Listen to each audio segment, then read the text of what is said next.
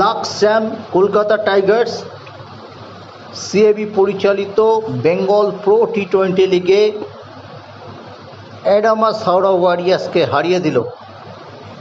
প্রথমে ব্যাট করে Kolkata Tigers 180 run করেছিল 5 উইকেট হারিয়ে। লাক্সস্যাম কলকাতা টাইগার্সের